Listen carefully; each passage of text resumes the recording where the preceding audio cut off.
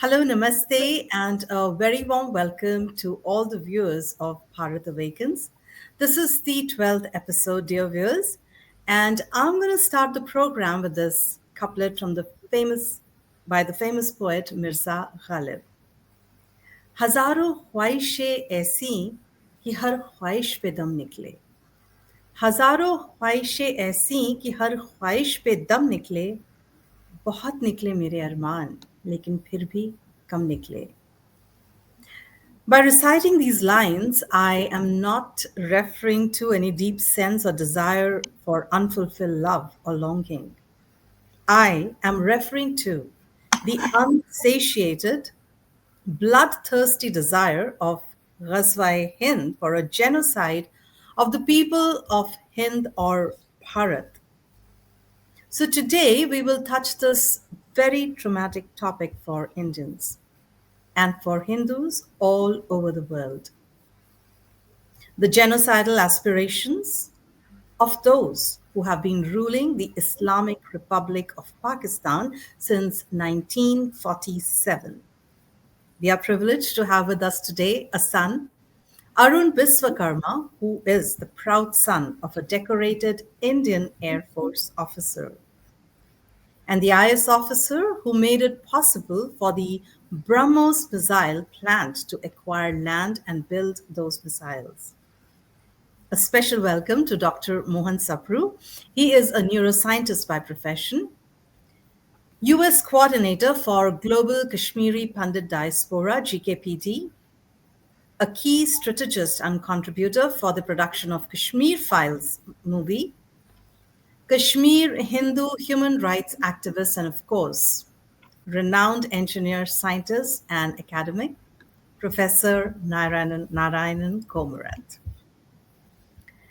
So I want to start with Nivedita, and I would like her comments. But sorry, excuse me for a second. I meant to start with Dr. Nivedita, but I think since we have Dr. Sapru here for the first time, Dr. Sapru, why don't I ask this question to you first? That in the context of whatever I have said, what is your view on the Kashmir conflict? And then we will get the comments from Nivedita Haran. Thank you. First of all, I must thank you all for special invitation to this very esteemed panel. It's my great pleasure to share this podium with all of you. Thank you for that. With regard to your question, just to think about it, in general, I can comment that I've seen people in general and so-called Kashmir experts and analysts often have viewed Kashmir with a kind of unifocal lens or maybe ideology-tainted lens rather than with a well-lit or multifocal panoramic lens. Quite a bit of difference between the two. Hence, the Kashmir and Kashmir issue often presents a conundrum, particularly if the analysis is enslaved by political correctness, or if the assessment is purely academic, or tainted by political and religious biases and tribalism. Most people somehow think of Kashmir only in terms of being a geographical kind of area of dispute between India and Pakistan. Or they may think about it as a scenic place of tourist attraction. Often it's forgotten that Kashmir history did not begin in October 1947, when the Maharaja Hari Singh of Kashmir legally signed the instrument of accession to India. Though a direct reference to Kashmir and its description is unambiguously recorded in ancient texts such as Mahabharat or Nilmat Puran and Kalhan's Raj Tarangni, it is somehow often forgotten that Kashmir existed centuries before Pakistan was created, or centuries before India was ruled by the Mughals or the British. Though artificial colonial impositions, dynastic rule based vagaries, either political turns and twists, and distorted history, of course, may suggest otherwise. But the fact remains that Kashmir has been the cradle of Hindu civilization, the cradle of civilization called Bharat. So, in nutshell, Kashmir is Bharat and Bharat is Kashmir. Now, coming to another aspect of this issue, as the original inhabitant of Kashmir, Kashmiri Hindus particularly have a more, I would say, realistic, multidimensional, and direct experience based understanding of Kashmir issue. While the rest of India and the world has somehow woken up um, to the tragedy and evilness of radical Islamic terrorism only recently, Kashmiri Hindus, also known as Kashmiri Pandits, have experienced it through centuries, starting from almost 13th century. And they have kept on facing this or being subjected to religious persecution, forced religious conversions, genocide, and repeated forced exodus from the Kashmir Valley. And over the years, Kashmir issue, unfortunately, metastasized into a kind of multidimensional complexity. It's almost like the cancer starts spreading, so that it attained different dimensions. And now the Kashmir, as a multidimensional complexity, involves religious tribalism based drastic demographic shift in Kashmir's population, which was orchestrated in the valley for centuries. And then there is failure of large section of local Kashmiri Muslim population who somehow could not think beyond the narrow prism of Islamic tribalism. And they have always sustained that often hidden sympathy for Muslim Pakistan.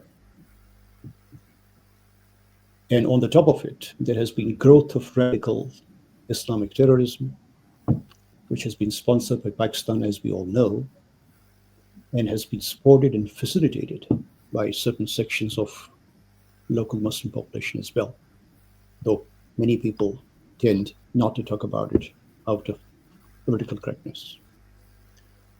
And then on the top of it, the other complexity to this issue are the unresolved territorial disputes with Pakistan and also China, who occupy parts of Kashmir.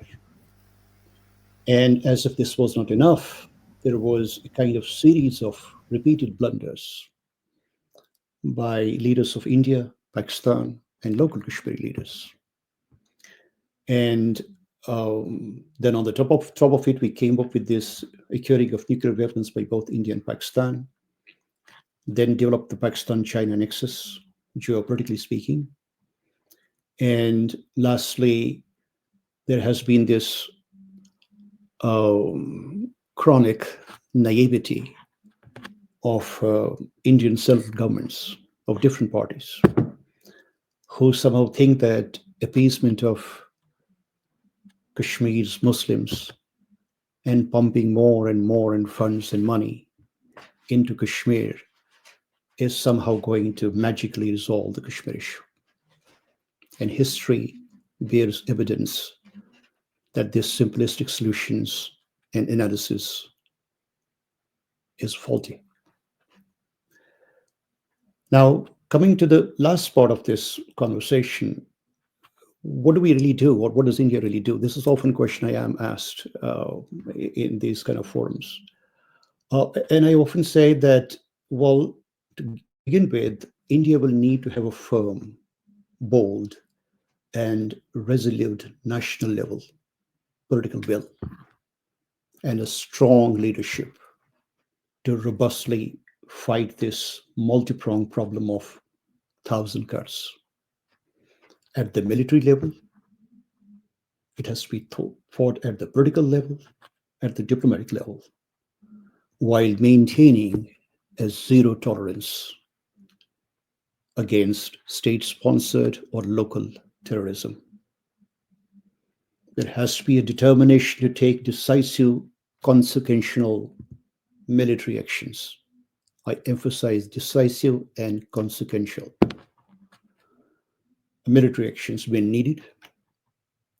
There has to be healing touch to be provided to the local population as well as the Kashmiri Pandits by punishing all those who perpetrated terrorism in 1989-1990 period, and while enabling a safe and honorable return of Kashmiri Pandits to their roots in Kashmir.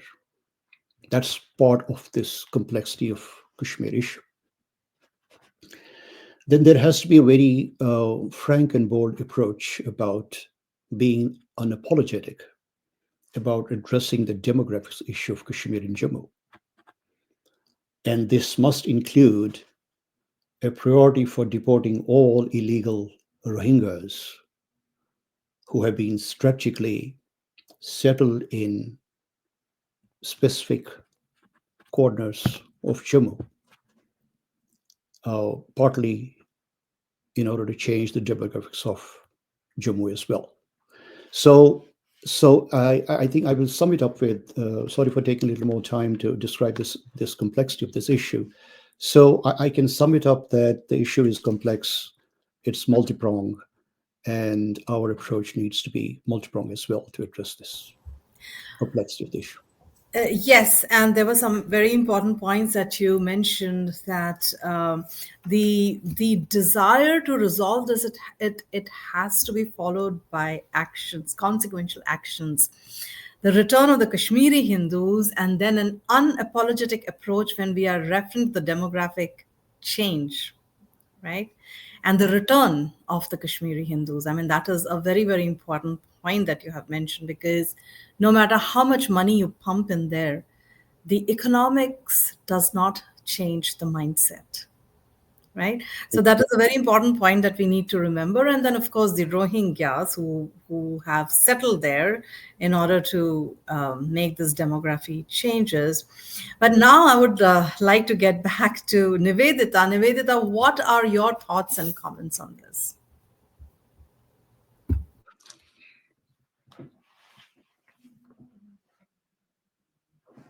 I think you need to unmute yourself, Nivedita. No, you are still muted. Yeah, Okay. am I okay? Thanks. Thank you very much, Anjali. Sorry about that. Uh, Let me dwell on the events of the last few weeks, if not last few months. The terrorist attack in Pahalgam on 22nd April was in many ways India's 9/11. But I believe in many ways it was actually even worse. The terrorists targeted innocent tourists, shot them in cold blood. And it was worse because the killing was selective. All males who did not belong to a certain religion. And that's what really got me. India's response that came within 2 weeks was akin to the targeting and killing near Abbottabad.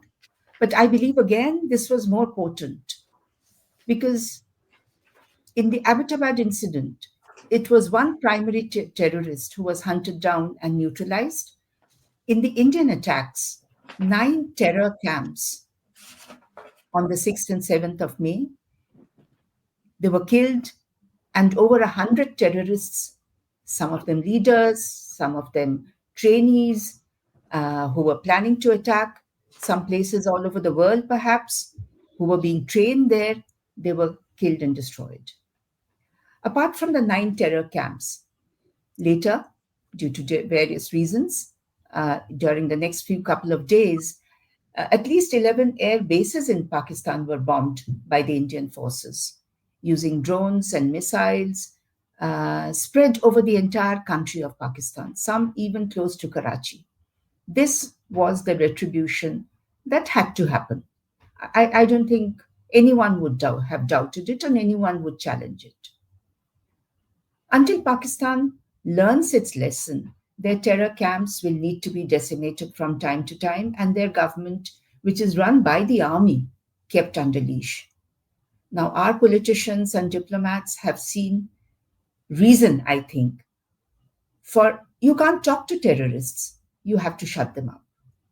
It's just our bad luck, I believe, Anjali, that the global haven for terrorists is in our immediate neighborhood. We need to wake up to our responsibility towards the entire world now. And the whole world needs to wake up to this and stand up for the just and the truth and the right. Every country and every international organization has to realize it. Very true. Every country, every international organization has to realize it. But I would request Professor Narayanan to give some comments too on what Dr. Sapru said and now what Nivedita has just commented. Thank you. Of course, I agree with what Dr. Sapru said. Thanks for saying it. I wanted to mention one thing. Back in 2002, I remember writing an article and publishing it, and it was titled Pakistani Role in Terrorist Attacks Against the USA. So you might ask, why not against India? There were 100 times more than that. And I specifically wanted to leave that out and list very carefully by hunting through the media what Pakistan had done against the United States. The paper was quite long, I think 30-something pages, and I sent it around and somebody said, this is too long to send as such. I'm going to send the abstract to a mailing list of 10,000 people. One of those who and I said, if you want the full paper, ask for it. One of those who responded was the famous South Asia expert, Dr. Stephen Cohen of the Brookings Institution. And he said, I shall be very curious to see how anyone can ascribe all terrorist attacks to one nation. So the paper was sent to him. A couple of weeks went by, and Dr. Cohen writes and says, the author suffers from not having direct knowledge of the Pakistan army. Thank you very much. I want to keep it that way. And then he said, it is far worse than what he says.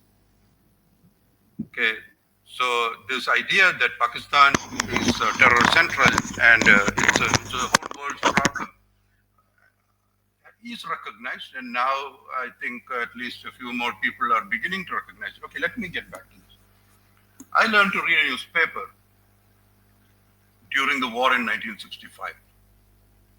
First thing I actually read was the honor roll of warriors who had died fighting to keep the savages out of India. All I could do was read their names, and I did read all their names. They're now gone for 60 years. We realized long ago that Kashmir was never the problem, as Dr. Sapru says, and never the problem. The Pakistani dream is, as Anjali said, Ghazwa-e-Hind, genocide against Hindus. Finish the job started by the medieval invaders, establish a khilafat, a caliphate, whatever, stretching from Turkey to the Pacific through the Eastern Hemisphere, and now UK, which we call West Pakistan, to the Pacific, with the capital in Islamabad. Though they claim that Kashmir is their reason for existence and the jugular vein of Pakistan, that is only the starting point. So there never has been a Kashmir problem. There has only been a Pakistan problem, and it needs to be solved. With Article 370 removed, we hope that Jammu Kashmir Ladakh would finally grow in peace, that the Pakistanis would realize that time to move on, but Pakistan keeps attacking. This has to end.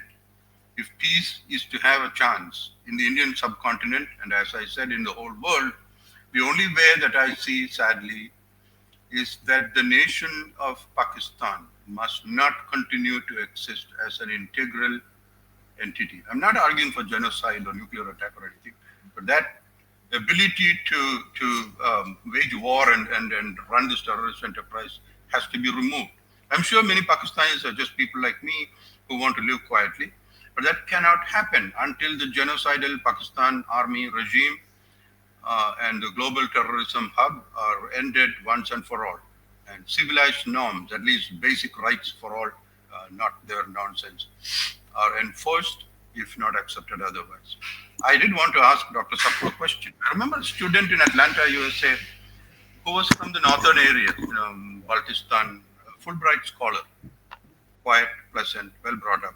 He wanted to learn how to bring basic development to his homeland using micro renewable energy resources such as I was advocating. We talked about many things, but certainly not about the things that we have to avoid. But my question is, can you please tell us something about the Balwaristan movement in the northern areas? The prospect that those people who have had a terrible experience as well from Pakistan, can they shake off the Pakistani military and perhaps rejoin and integrate with India? Thank you for touching upon that that aspect of this issue, and not many people talk about it. So I think it's a very well a good point to be added here. To my understanding, I think the discontent and anger of the people of Balochistan, which, as we all know, is a very resource-rich area, but has been an underdeveloped province of Pakistan. But the anger of the people and the discontent against Pakistan is well known. It's publicly known. The issue has been that Balwaristan National Front, or BNF, they have publicly called for Gilgit Baltistan to be given autonomy while remaining a part of Pakistan. And more recently, there have been, I would say, a little bit more muscular separatist activities against the government of Pakistan or against the army of Pakistan. However, these fractions of these separatist movements tend to be somewhat divided when it comes to the question of whether they would like to have alignment with India or be part of India. And I think that's a very hotly debated issue within this movement.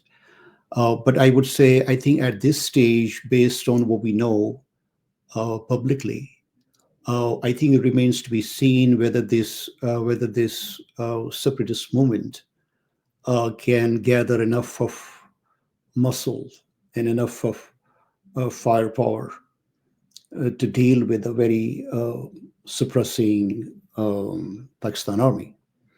And I think that's something to be watched, to be seen, and I'm sure more of that would be unfolded in years to come.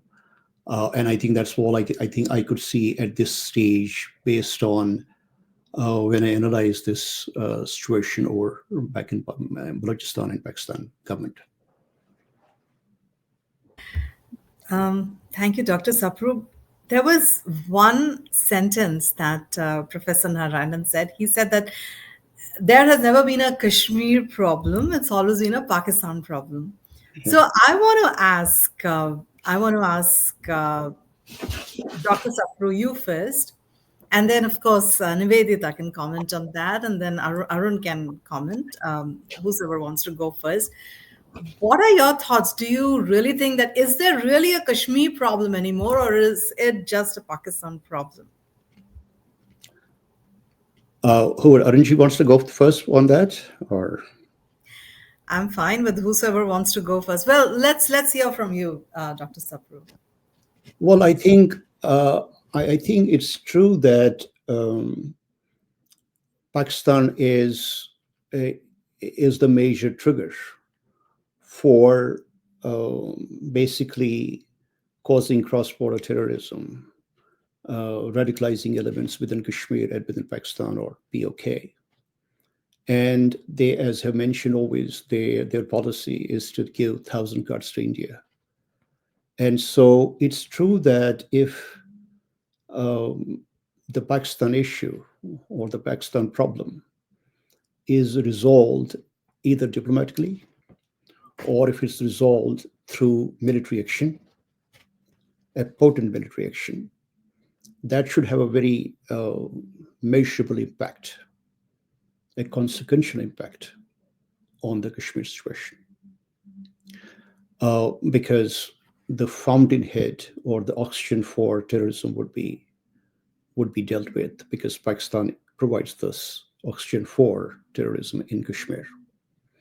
And then there's also the, I would say, more selfish interest of Kashmiri local Muslims who seem to have realized that their future of their children doesn't go anywhere with the separatist movements, who seem to have realized that they need to have, develop economically, have their children settle in different parts of the world, in India. I think all of those things seem to suggest that if the Pakistan problem is addressed in a meaningful way, that should have a meaningful effect on Kashmir situation or Kashmir problem. However, I think one thing gets lost in this, which I think mentioned initially when I was answering the first question. That is that currently, unfortunately, the terrorist activity of 1989, 1990 has caused a permanent demographic change in Kashmir, because 99.9% Kashmiri Pandits have been forced out of the valley. So currently they are in that winning position because it has not been reversed so far. So I want to touch upon the fact that when it comes to resolving Kashmir issue, or to say whether Kashmir problem will be solved, Pakistan is one important element, as I mentioned earlier. However, there's a lot to be done by Indian democracy or Indian secularism in terms of ensuring that Kashmir is restored back to its origin, which was a multi-plural or a multi-religious place. And currently we don't have it.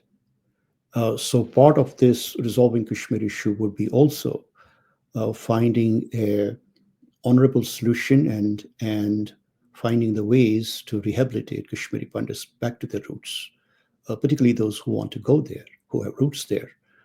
And I think, and to give back to Kashmir that multi-religious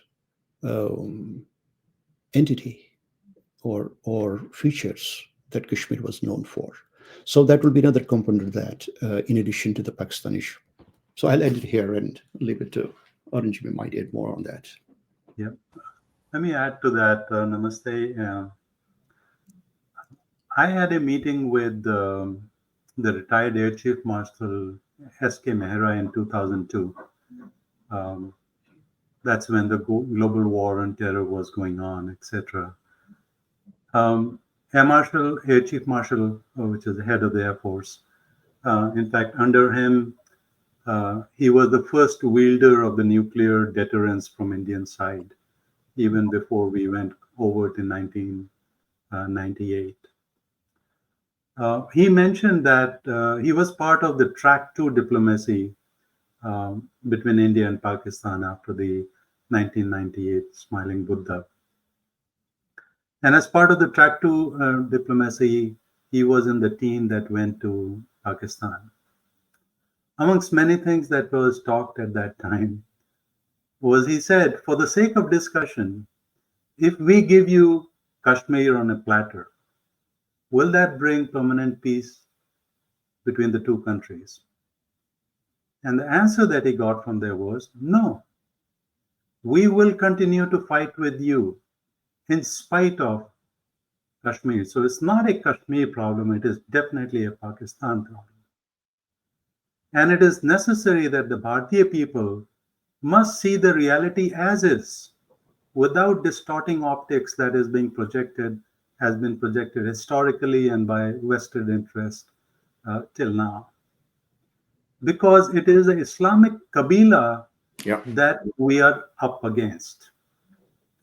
If you recall, the Islamic Kabila is a wandering, marauding military cantonment, Lashkar, that is just feasting on robbery, pillage, and murder. So it is, in fact, one of my colleagues very aptly captured that as the Pakistan of today is an Islamic Kabila.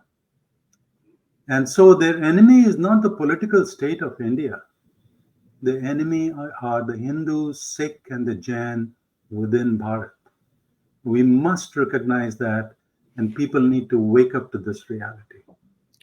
And I think I just want to quickly add on that point that, as Arunji rightly put it, this question has been answered very directly by radical Islamic elements, both in different parts of the world, including Pakistan, who have clearly said that even if you give us Kashmir, that's not enough, because our dream is Ghazwa-i Hind, and they have to attain that dream. So Kashmir may be first step in the process, then they have to move on, because their goal is not just being occupying or making Islamic State of Kashmir, but their dream is to make Ghazwa-i Hind to happen. So that kind of answers their question rather directly by the folks who are involved in it. Yes, Ghazwa Hind, as I said in the introduction. But what are your thoughts, Nivedita? Yes, Anjali. I I will repeat what Professor Narayanan said, that there never was a Kashmir problem. And as Dr. Sapru said very succinctly, Kashmir is Bharat. It remains a part of India and it should remain a part of India. In fact, the portion that is not with India any longer and is occupied by Pakistan, it has to come back to India. And we have to get the status quo ante. That is, we have to have a complete Kashmir, as was the case in the 13th, 14th century or before that. Actually, we really need to take the events, going back to the events of the last few weeks, we need to take those in an overall, look at it in an overall perspective. Because apart from the destruction and damage inflicted on Pakistan terror camps and on their air bases, India has placed the Indus Water Treaty on hold. I think that's a big thing. And, that's a quantum jump which has happened in India's reaction, which has to be noted. And I hope that leads us to somewhere where we will be able to find a solution to the problem. And this has happened after 50 years. India has been seeking a revisit on the treaty conditions for very long now. But Pakistan kept dilly-dallying. But now that Pakistan will have serious water shortages in irrigation, in consumption, and in many other ways, I hope things will come to a head now. Then India's declared policy that any act of terror will be treated as an act of war is a major shift in the policy. So it may take some bit of more time to digest this, but this is going to be the new normal. This is going to be the new normal. Very true. Any act of terror will be an act of war, and the Indus hold on the Indus Water Treaty, that was a very big move. Arun, I think I stopped the flow of your thoughts. So if you would like to finish, I didn't realize that you were interrupted. So please go ahead and finish your thoughts. Um, well,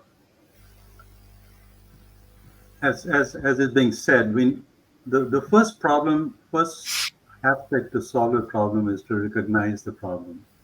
And so, as rightly said here, it is not a Kashmir problem. It is an Islamic terror problem. It is an issue of a mindset that is imbued in Ghazwai, and um, is I would say that, and that's that's that's a reality that needs to percolate down to every Indian citizen of all colors.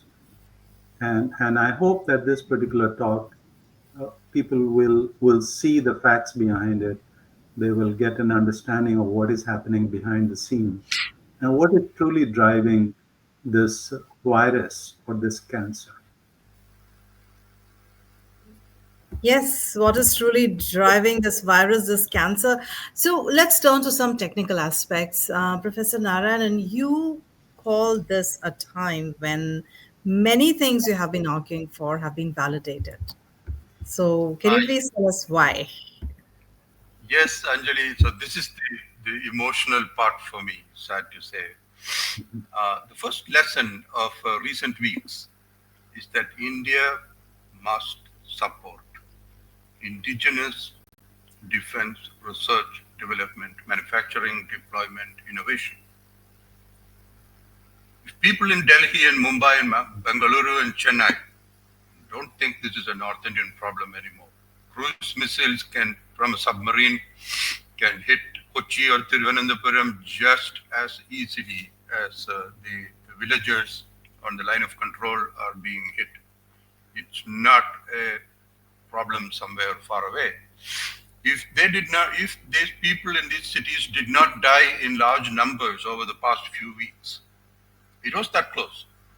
It is not because of the shiny imported weapons, though they played a part in it. It is because of things called Akash, BrahMos, Akash Tir, which I never heard of before. I knew of the things there by some other name, and many other systems innovated and made in India.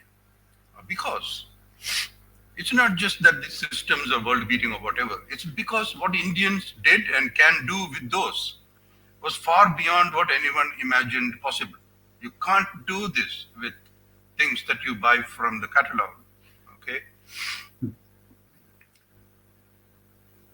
Those came from over 50 years of dogged perseverance, often in the face of rich and powerful enemies, both foreign and domestic. I don't have time to go into some very, very specific examples, but there are some shocking examples of a domestic part of that. And the ignorance or apathy of the vast majority. I will say one thing. There was an article a long time back, that came from an Indian defense analyst. It said, the Akash missile has already undergone 10 trials. It has still not been inducted into the Indian Army. It should be cancelled immediately. 10 trials.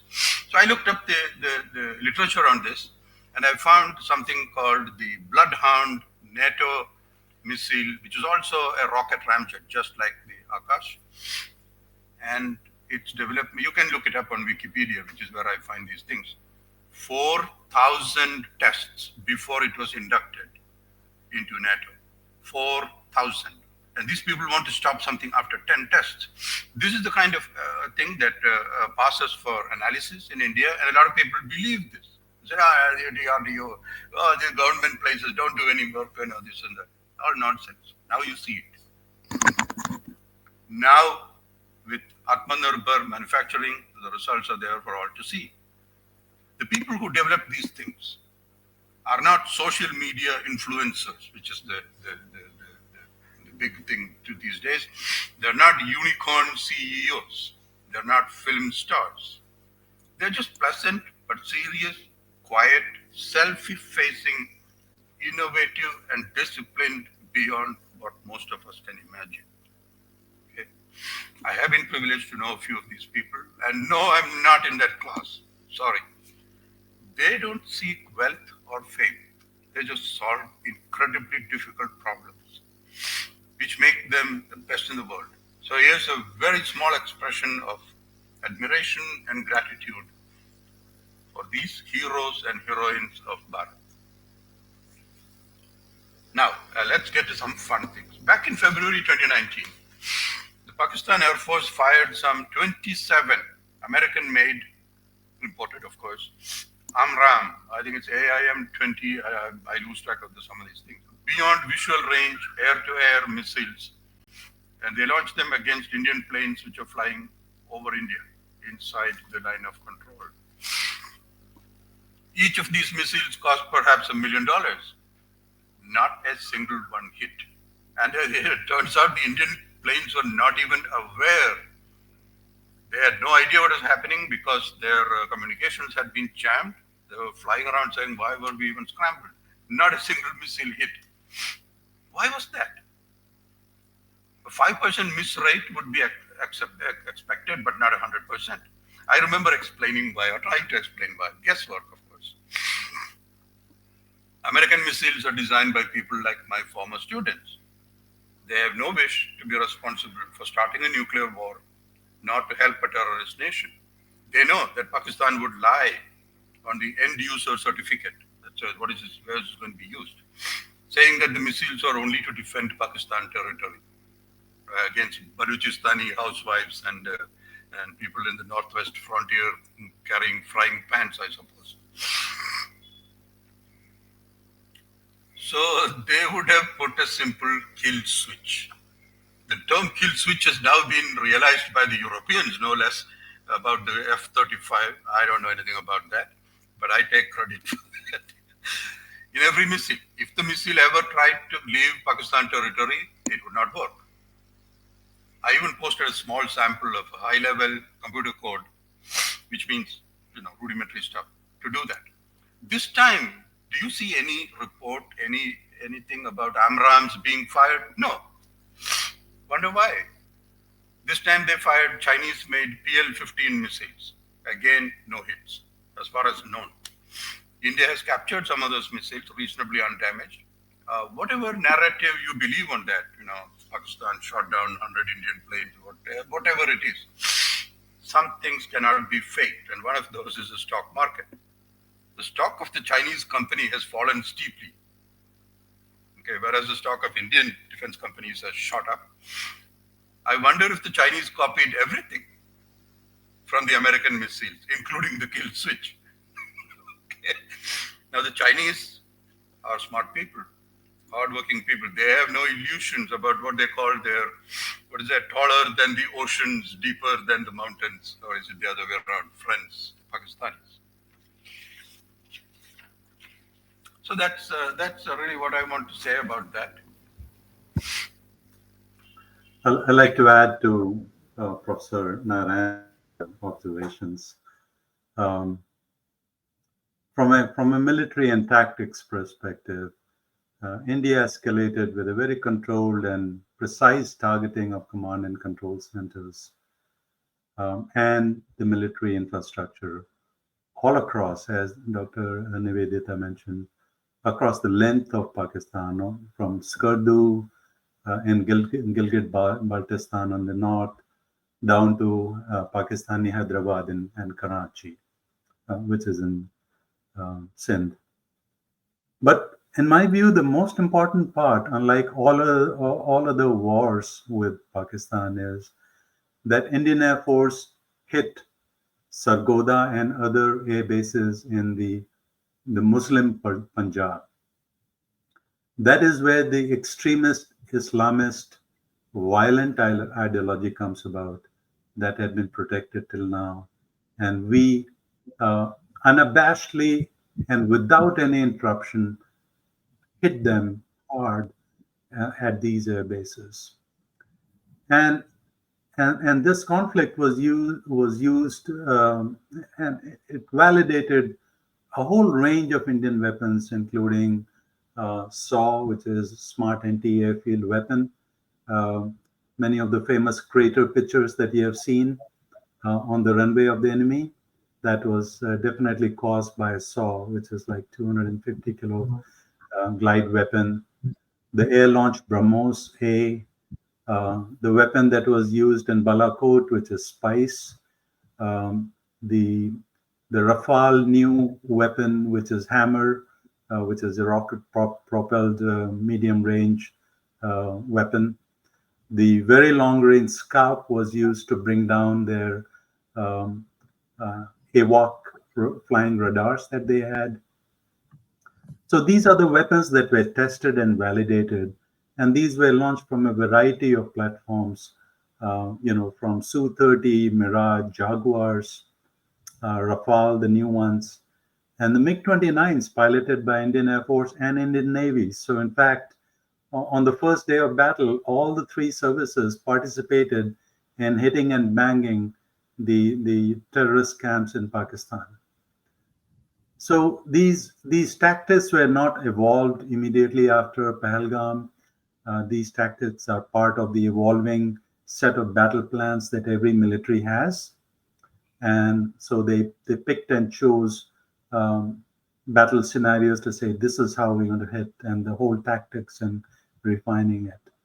So all the targets that were chosen, it actually tells you the story of how powerful and penetrative is the Indian intelligence grid. We really hit things that nobody would have an idea that this is something of a pivotal nature, for example.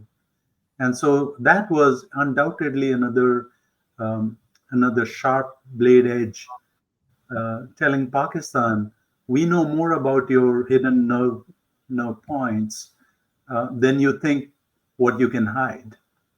And that was very, very clear. It is not simply use of the weapon, but where the weapon were targeted. So amongst all the Indian military systems that performed so well, uh, let us also not forget the significance of the defensive operation, whereby we successfully intercepted ballistic missiles that were fired by Pakistan. One was intercepted at the apogee in Sirsa, where it was at the peak of the altitude, and that missile was targeted at Delhi. That was very successfully intercepted. I was amongst the first to kind of look at that video and tell this is a ballistic missile interception that is happening. Similarly, we intercepted the missile fired at Golden Temple in Amritsar, close to the destination, and another ballistic missile that was fired at Vaishno Devi in Jammu. So it all talks about how diligently and effectively we challenged and destroyed at will the identified enemy structures. So true, so true, Dr. Arun. I think, Arunji, that is exactly the feeling that I had, that a large number of drones and missiles were directed by the terrorists at our primary cities, including the national capital and the Golden Temple, as you mentioned. And each one was neutralized by the Indian defense system. And it shows their competence. And as an Indian, I'm truly proud of it. The superb coordination between the forces, between the three services, and of course, the quality of our firepower. Everything has to be taken into account. Many other border towns were targeted by the Pakistanis. Srinagar, various border towns in Rajasthan, Gujarat, and of course, towards Delhi. I was at ground zero, but I believe no drone nor missile was allowed to travel beyond Chandigarh. That's what I understand. They were all neutralized. It is an indication of the professionalism within the Indian Defence Service that the three arms, the Air Force, the Navy, and the Army, worked in perfect tandem. They were supported by the paramilitary forces and of course the intel services. This brings me back to the point that Operation Sindoor has been an eye opener for the global community. The media that was initially fed by the Pakistani influencers soon came to realize their mistake. India had decimated 9 terror camps. That's not small, which will take a long time to relocate and restore, if ever it happens. Hopefully, it won't. And India has hit more than 11 Pakistani army bases, which again, a lot of news and even pictures are coming out now, from which we get an idea, and that will take a lot of time and money to rebuild. It's time the multilateral agencies realize. That's the point, Anjali, I wanted to bring in, that the multilateral agencies have to realize that the funds being released to the Pakistani government to reduce poverty, to build their infrastructure, will be used to rebuild terror camps. And what does that mean? They will be used to reconstruct runways in the army bases and to buy more weapons and drones and missiles from the supplying countries, which will be actually used again against countries like India and many other countries. It will be used for compensating the families of terrorists who are to get rupees 1 crore each, we were told, we heard over TV, and which is more than $250,000. Ironically, the Pakistanis will head a committee in the UN on anti-terror funding. Now, how laughable can it be? So I think agencies like the United Nations, the IMF, the ADB, and others who refuse to see this are either being very naive or are conniving and abetting terrorism globally. That's all I can say. Anjali? Well, yeah, thank you, Nivedita. Yes, I do agree with you, but Professor Narayanan, there is much to talk about India's ability to destroy Pakistan's air defenses, right? And strike deep. At the same time, there are claims by Pakistanis that they destroyed so many Indian planes, etc. So, could you please explain it a bit? Yes, my apologies. Anjali told me that my background was wrong, and I was trying to set that. It doesn't matter. It's absolutely fine, Professor Narayanan, whether Bharat awakens or India rises. It's one and the Now I've same. lost. Yeah, I lost both of them, but I'll go back. Anyway, I'll try to set out my limited understanding of what happened in layman's terms or whatever, because that's all I know. Modern wars are very much about blood and death and injury and destruction at close range. Nothing has changed on that. But much of that is now operated via computer screens and keyboards or whatever. This is especially true of the air war. If you wait until you can see a missile or a drone coming in, it's too late, or a warplane coming in, it's too late.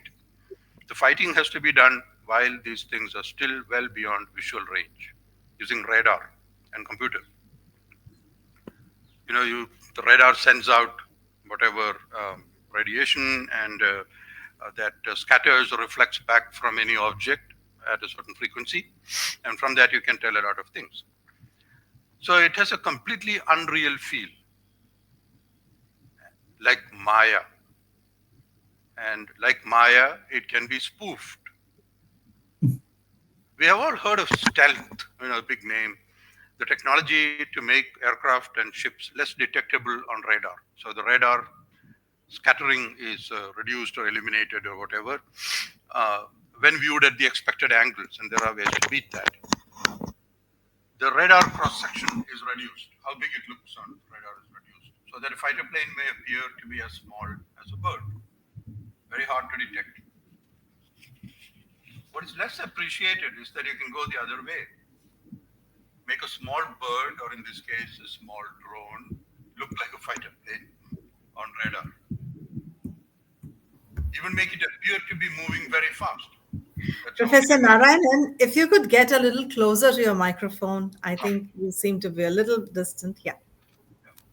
Thank you. You can even make it appear to be moving very fast. Okay. It's not a big deal. You all heard of what is called Doppler shift in high school.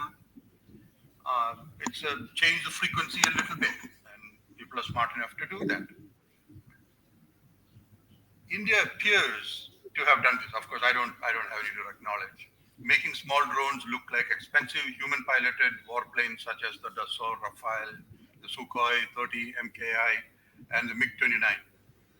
As a result, the Pakistanis declared early on that they had shot down many Indian fighter aircraft. Maybe for the first time in their lives, they were actually being honest about that. But this had also forced Pakistanis to fire their expensive and limited surface-to-air missiles. They think they're firing at something flying at 30,000 feet, moving at Mach 2 or whatever it is. And so they use their big missiles, thus depleting their stock and exposing their missile radars and launch sites. So when India's real attacks came, the Pakistanis could not defend their airspace. Now, Western experts have been hyperventilating about a massive air battle, historic, involving hundreds of combat aircraft, that is, warplanes, on both sides. This would be really hilarious if it weren't such a deadly business. One can imagine the Pakistan air defense crews reporting in excitement, "Huzur, we shot down 5 Rafales, 10 Sukhoi 30 MKIs, 7 MiG-29s. Oh, but there were also about 60 pink elephants and maybe 500 flying toasters that seem to be going along peacefully, and 10 blimps resembling Winnie the Pooh. They all seem to be going towards Jacobabad or Sargodha or Islamabad and Rawalpindi, and didn't bother them." So, Arun, what is your take on this? Yeah, from an operations perspective, I think it should be noted that in this particular conflict, the Indian Air Force or Pakistan Air Force aircraft did not cross the international border or the LOC, meaning all the damages to the enemy air defense and deep strikes were inflicted by our long-range projectiles. So all the gupshup of the Pakistanis, of fighter planes crossed the line, went to Delhi, and all that was all BS. So in this long-range projectiles, apart from destroying the ground targets that were specified for the mission objective for this particular skirmish, which is primarily terrorist hub sites, suppression of air defense, SEAD, and other, it progressed up into some semi-strategic targets. The Air Force shot down in the air a whole bunch of Pakistan's fighters. It's a number ranging from 3 to 7. It also shot down a very high-value airborne early warning and control system, which is what is known as the Saab 2000 ID, which is really a precious, very expensive piece of asset that is actually directing the war that's happening below. So these are the planes that are flying high up and far away from the border to protect themselves. They were taken down while they were flying. In addition, many of our weapons that were directed at the enemy's runways and hangars and others, we also took out a few more Pakistan Air Force fighters, including F-16s. And a second AWAK, Saab 2000, was also taken out while it returned back from mission and it was getting into a hangar.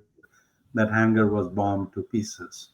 And a C-130 transport aircraft, Hercules, was also destroyed on ground.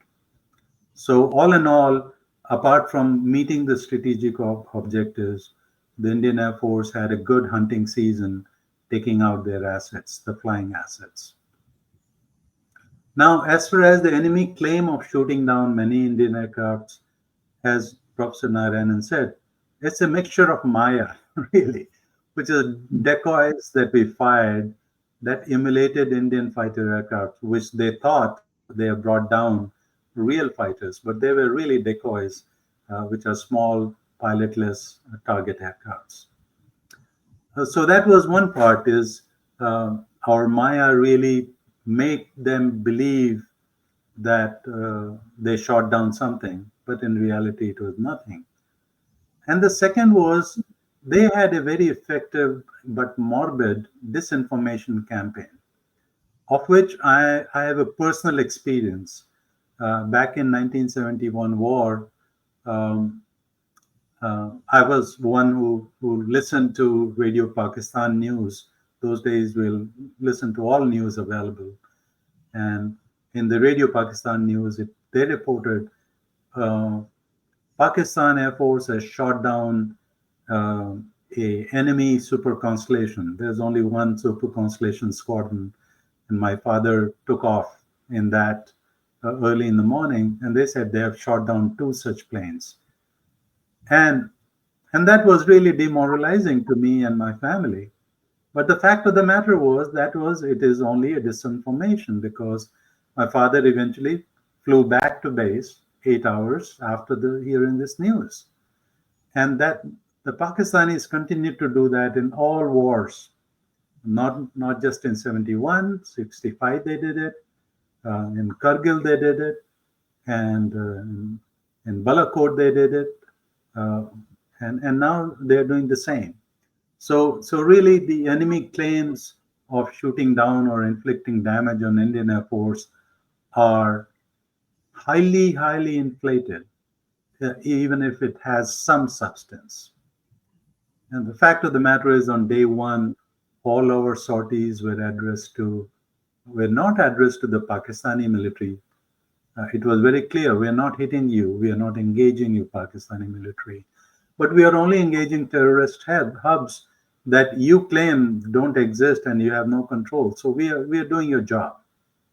And as a result, on day one, we went in without seed. We did not go to suppress the enemy air defense against, which would have been a military action against the military Pakistan Air Force. And thus, on day one, while we were taking out the enemy targets, the enemy had the ability to fire many beyond visual range missiles. But they fired it from far away because they knew that we are going to take them down if they get any closer. So they fired these BVRs at what is known as a max range, the maximum possible range of the missile based on the aerodynamic reach of the missile. The RMAX range, if you fire a missile, the probability of a success is extremely low. The missile essentially just flies that distance, and even if there's a little evasive action by the affected aircraft, like Indian Air Force aircraft, the missile will not hit. And so uh, the kill probability of all the missiles, air-to-air missiles fired by Pakistan, was very low. And and there were three fighters on the Indian Air Force that were stuck, Su-30 and Rafale. But when I mean they were stuck, they were not shot down. They simply got some damage. So those planes were successfully recovered at the respective air bases, and the damage was superficial, and it was repaired at the squadron level at the air base at night. And next day, the same aircrafts were out on business and mission again. So yes, there might be some truth that they hit some of our aircrafts, but they did not bring it down. That's very important. And this is exactly what the CDS General Anil Chauhan was mentioning in his interview, that based on first day approach, we changed the approach, which is without first day we went without suppressing the enemy air defense, and from second and third day we took them down one by one pretty badly. On the other hand, the Pakistanis, they used the BVR, the Beyond Visual Range missile at R max, maximum range, and that resulted in India being able to recover a few of these Chinese PL-17 missiles intact. And they are of great value to India, and Western countries have requested access to it to allow them to develop countermeasures. And this is a big technical edge loss to China and Pakistan, very significant in my view, because the future interaction of the PL-15 missile anywhere in the world uh, can be neutralized quite easily just because we captured some of these missiles intact. Also, don't forget that this was not simply a Air Force battle. Um, the Indian Army was very, very active in the Kashmir area across the line of control, and it blasted a huge number of enemy posts using drones as well as field guns big time. And apart from large Turkey TB2 and Akanchi drones that were brought down by Akash.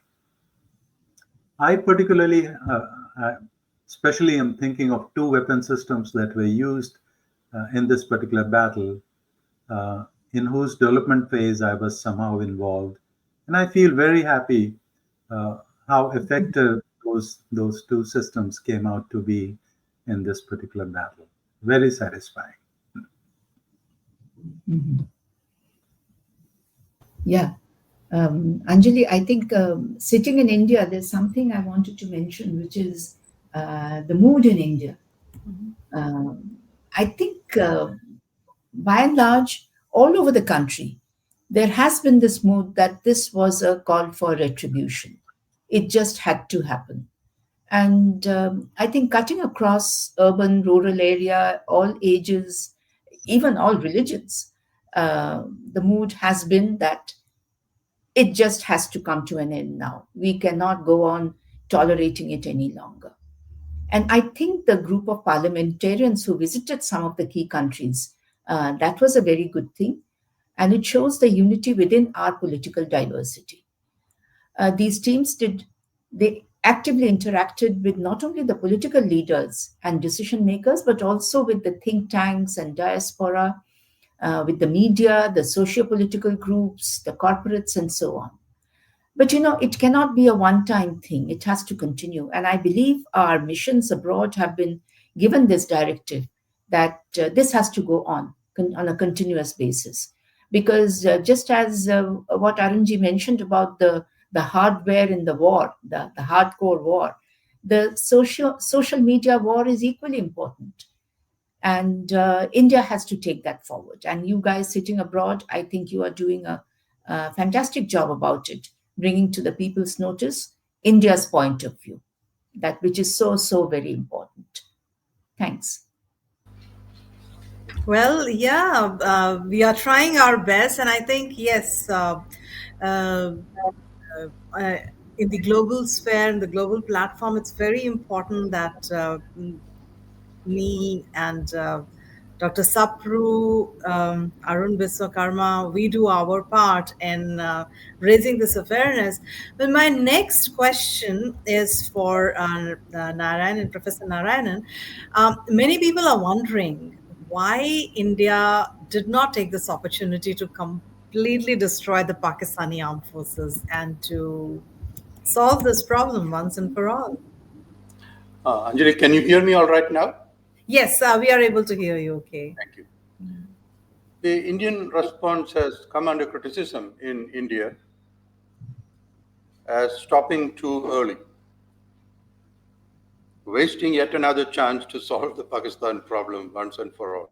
I must say that I too wish it were possible to do that, finally. Especially since Pakistan's air defenses had been degraded and several Air Force resources completely destroyed. But the first thing against that is that you would be fighting a major war on a timeline decided by the enemy, which is never a good idea. It takes a huge amount of preparation to do something like that. If you remember in Operation Parakram 2002, the trains were all full of tanks and heavy armor being moved across the last bridges before the border, before any fighting could start, because on the first day the bridges would be taken out by air attack. Anyway, at least until the year 2008, maybe to the 2012, the official thinking in New Delhi, as far as official statements, not the thinking, was that a stable Pakistan is essential for India's security. I mean, it's true, you don't want a riot going on next door all the time. It's really not good for your country. Experts spouted this nonsense. Big editors in India spouted this nonsense. We used to get very angry listening to that. But today the opinion has turned. As Dr. Nivedita Haran said, people want to see Pakistan destabilized. They're doing a good job of it themselves, exploded. Bumper stickers say, give peace a chance, destroy Pakistan. But bear in mind that war is never nice. My estimate is that directly destroying the Pakistani armed forces will cost India, I don't know where I got this guess from, just a wild number, 30,000 people dead, maybe 100,000. If things go seriously wrong, millions. And in war, things can go seriously wrong. Look at the Ukraine-Russia war. Ukraine is less than half the size of Russia in military terms. Look at how long that's gone and how much that has cost both sides. Indian cities will be hit. You will have to watch children die. These things are to be borne in mind. But the Indian government now seems to have a much deeper understanding on all these things. Pakistan may be running out of time. For the first time, I can sort of see that that is happening. Their genocidal terrorist karma is catching up with them and threatening to ravage West Punjab, Pakjab as we call it. It would be horrible to watch, but a grim pleasure to contemplate. Pathan and Baluchi tribes people, the rage born of 80 years of oppression, running amok in the posh elite neighborhoods of Lahore and Rawalpindi and Karachi, much as their predecessors did to the civilized Hindus who lived there 80 years ago.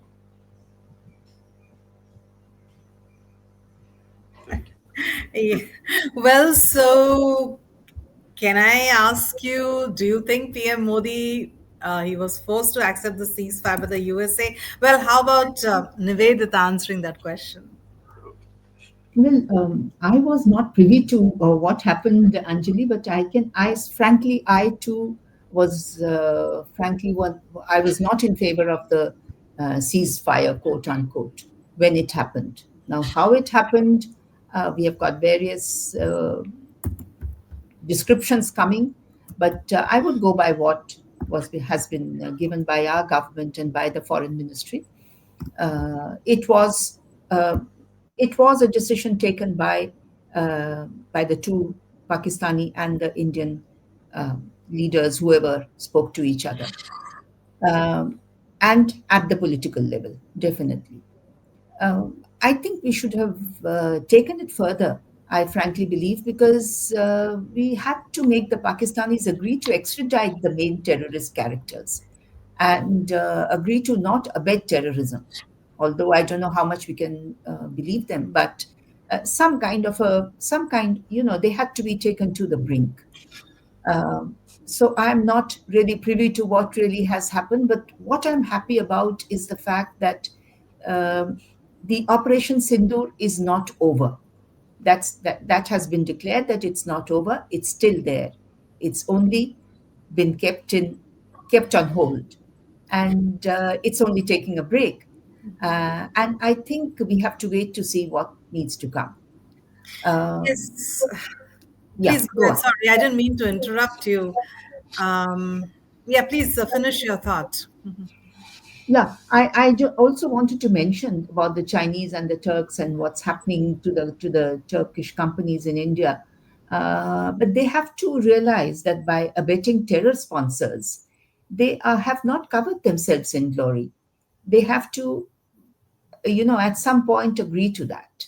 That was the point I was going to make. Yeah, actually, when you were talking about, about the Operation Sindoor, and we have to, it's not yet over, and we have to wait to see what happens. And Kashmir is always in the backdrop, right?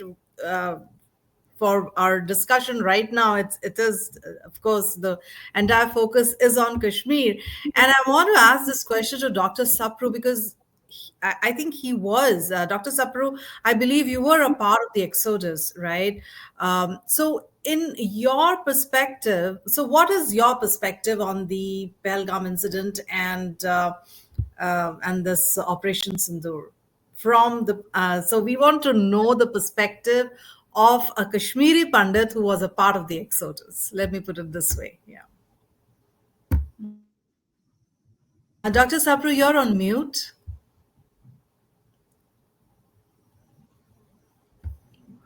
Thank you for that very pointed and timely question. I always hear that if you ever want to know about genocide of Jews, talk to somebody who has gone through the or has survived the that genocide. I mean, coming to your question, all I can say is that a lot of people have talked about Pahalgam, tragedy and massacre from different angles, both which are obviously very important points, both from military perspective and other aspects. But I can say, from a Kashmiri Hindu perspective, the Pahalgam massacre of innocent tourists was I would say, a chilly reminder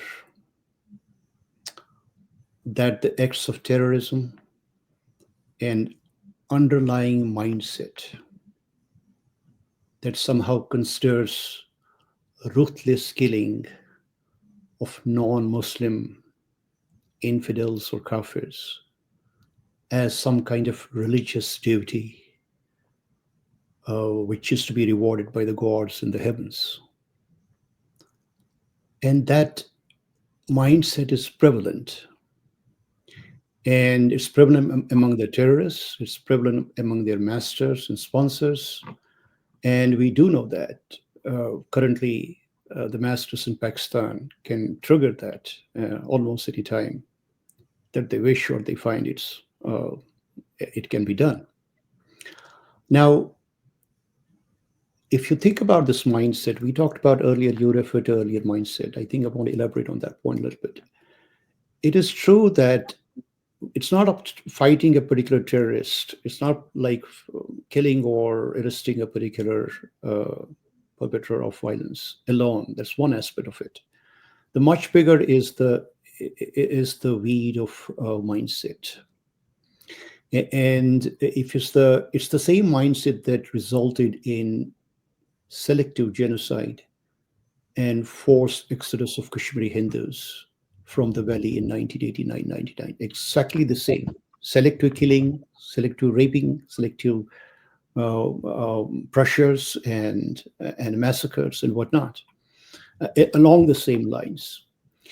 It's the same mindset, by the way, that results in Islamic terrorism in the rest of India. It's the same mindset which results in terrorist activities in Europe or in the US. And imagine, a lot of people have tried to, I would say, in certain sections of press and certain political circles in India or abroad, there are a lot of people who have tried to sanitize or the terrorist acts, or have tried to find some kind of justification for that, or have tried to gaslight it to a great extent.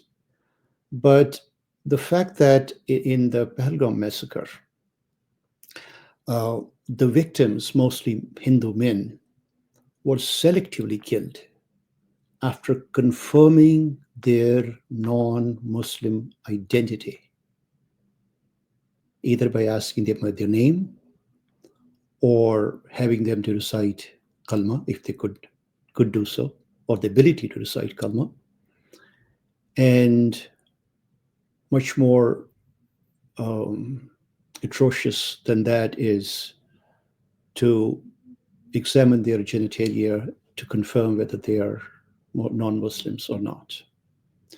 And it is that mindset which became known in a wider circle, in a more open way to the rest of the world. We knew it for a long time. We knew it for centuries because we have lived with that um, Muslim terrorism around, and 98, 97% Muslim majority Kashmir.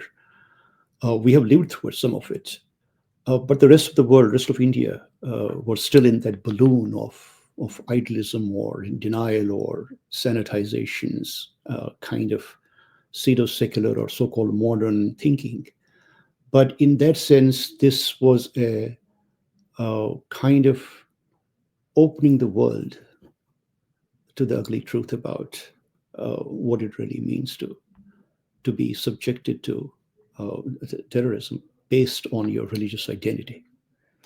So, in other words, I think the one of the points which I think what discussed earlier, and I must say that um, I think the world needs to wake up that this fight against Islamic terrorism is not the Kashmiri Hindus' fight against terrorism alone. It's not the fight of Kashmir alone. It's not the fight of India alone. It is the global fight. It is the humanities fight. Because if there's any scar on the conscience of humanity today, it's the scar of Islamic terrorism. And I think the more world realize that, the more world wakes up to the fact, the more so-called pseudo-seculars or apologists or so-called modern thinkers wake up to the fact, the better it will be for everybody in the process. So lastly, with regard to Operation Sindoor, I guess it has been amply mentioned that it was a right step to do. It was, I would say, overdue. And I'm glad Government of India took that action. And I guess there may be many more encounters of Sindoor in the years to come, because the menace is still there. And we haven't really rooted out all of that. It's bound to come back. But I'm really glad that Government of India did launch Operation Sindoor, so aptly named and so well executed. Dr. Arun, you rightly said that this exodus of the Kashmiri Pandits, it is a current day scar on the human conscience. Very true. But do you think that Kashmiri Pandits can regain their lost Hindu heritage and their lost identity in the valley? This is the only question which I would say I wish I could say or comment about in a more definitive way. This would be one question. Because why I say that? History bears witness to the fact that Kashmiri Hindus who have suffered religious persecution, forced conversions, murders for centuries in Kashmir, under Islamic rule in Kashmir, that persecution of century resulted in 7 exodus of Kashmiri Pandits from the valley. Not many people somehow realize that. And imagine a Kashmir which was 100% land of Kashmiri Hindus over a period of few centuries. The current situation is that we have hardly 0.1% of Kashmiri Hindus left in the valley, because almost 99.9% of Kashmiri Hindu population who survived the genocide, who survived the killings and so on and so forth, they were rooted out from the valley. So in that sense, the reason why we always say that if India or the world ever needs a mirror to the future, look at Kashmir. If you want to know the human side of that mirror to the future, look at Kashmiri Hindu. They bear the history's witness to that. And it's not something where people have different opinions or where we can have academic discussions. These are all facts which we all know as recently as 1989, 1989, 1990. Now, the point I want to make further on this one is that despite the persecution, it was the Kashmiri Hindus' innate bravery, resilience, and adherence to Hindu Dharma that really enabled Kashmiri Hindus to survive uh, in, as I said, mentioned, in about 90-95% Muslim Kashmir for decades and centuries, while maintaining that Hindu presence, the Hindu culture, or I would say, while maintaining the India's existence or sign of India's existence in Kashmir. It is those Hindus who are raising the flag of anything resembling India or Hinduism, or for that matter, the greater national flag of India. Now, given the exodus, given the genocide, given reduction of population from 100% few centuries back to almost 0.1%, one can easily say that that world hasn't really seen in many places. There are hardly few places where really people have seen this kind of worst kind of human rights violations which have happened in Kashmir, with the Kashmiri Hindus being the victims of it. Now, I must mention here that most recently, Modi government in India took historic steps by abrogation of Articles 370 and 35A. Indeed, that needs to be applauded by all. And Kashmiri Hindus especially feel applauded and grateful to Government of India for having taken those bold historic steps. However, that step is only one minor step in the longer journey of resolution of Kashmir issue, as I kind of alluded earlier too. Unfortunately, what has happened is almost all the successive governments in Kashmir or Jammu and Kashmir, as well as successive central governments in India from both the parties or all the three parties, they have so far only done lip sympathy to the basic issue or basic problem of rehabilitating Kashmiri Hindus back to their homes, back to their roots in Kashmir.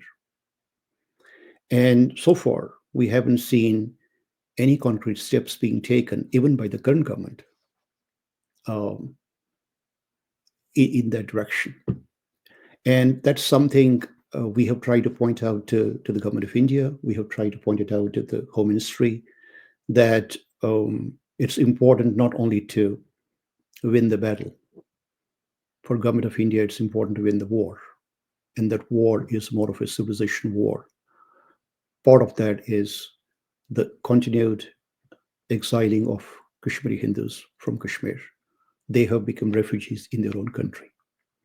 And I think I'm hoping, just to be optimistic about it, I'm hoping, given the vast agenda for Modi government, which I know they're doing an amazing job on so many different fronts, including economic growth and many other issues that they're dealing with.